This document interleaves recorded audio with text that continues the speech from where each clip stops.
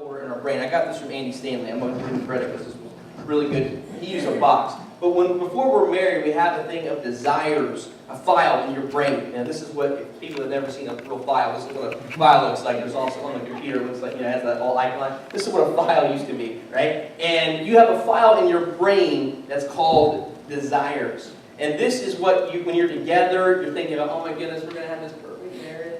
And we're going to live in this awesome place. We're going to have all this money. We're going to do all this stuff. It's going to be great. And even before you get together, when the girls start way young, right? When they're really little, that's a general statement. Some guys do that. They dream about their wedding day and what kind of flowers they're going to have. And I don't know if you watch Friends, but Monica had that big book. I don't know if you've seen that. She had that big wedding book or whatever. And we dream about that. Some guys do that as well. But definitely the guys have other ideas. We have desires. So we're thinking about the honeymoon. Right? We have other things that we've been thinking about and dreaming about. We have these desires, and things look like this. We think, okay, we're going to live in a house. We're going to live in a nice house. Anybody guess what the house this is? You can write it down, and I'll give you a T-shirt. You can name any of these things where they're from. A house. Like, yeah, I want a house. I want to live in a nice house. I want to drive a nice car. I want to have a nice car. I want to have a desire for a car. Oh, we're definitely going to need some of this. You know, we're going to need some money. You know, I have an expectation of the kind of house we're going to live in. And they're going to drive a DeLorean, and we're definitely going to need, you know, go back in time and get some money. And speaking of time, oh yeah, when we get married, we're going to spend all of our time together. Yeah. So or I'm going to have my time, and you're going to have your time. You're going to have your friends, and I'm going to have my friends, and our friends are never going to meet. And we're going to have all this time to do what we want. And, you know, all of this time, and then, you know, we have, what else? And, you know, she's going to take care of my needs, you know, maybe do some cleaning. That's what my mom does for my dad. He folds his socks and folds his underwear and quarters or whatever. Stuff. And, you know, guys have desires, like we dream about, you know, what is she going to wear? If you're under 21, don't look at the next picture, right? We have sleepwear. We think about, what is she going to wear when we get married? And she thinks, oh, you know, he just wants me to be comfortable. That's not really right. But we have these desires in our head, and then something happens.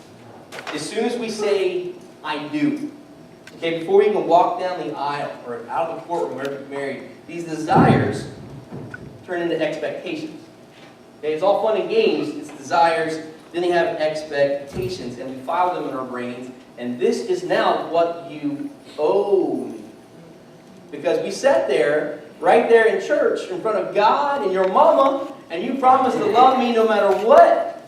To death do us part, and to take care of me, and to meet my needs, and fold my socks, and have all these things in our head. We have expectations that we go into. And not all expectations are bad. It's not bad to want to have a house, to have a car, to have some money, to have spend time together. All those things, to have, you know, dreams of what you're going to wear, right? There are good things, but these expectations get filed into our brains. And what happens with expectations, even if you meet them, okay, some of you won't get them all, but in your marriages, you'll get some of them. You might get a house, a nice car, or whatever, blah, blah, blah. You might get 2 out of 6 of them, or whatever, but they don't do anything. They're expectations. All you do at that point is that you break even.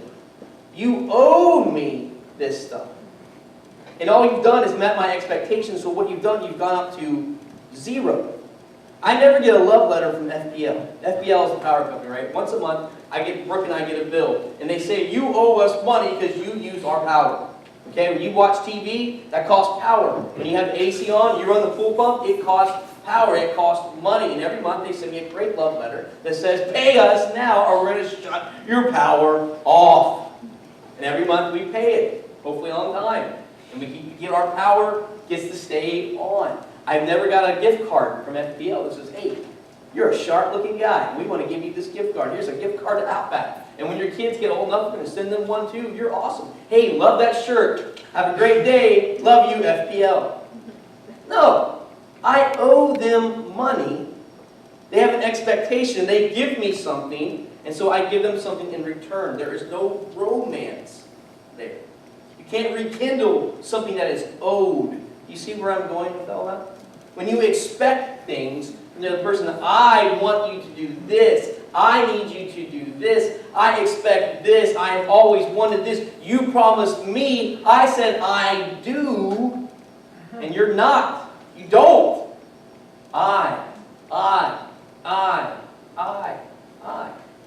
if you want your marriage to be rekindled, you got to put your eye out.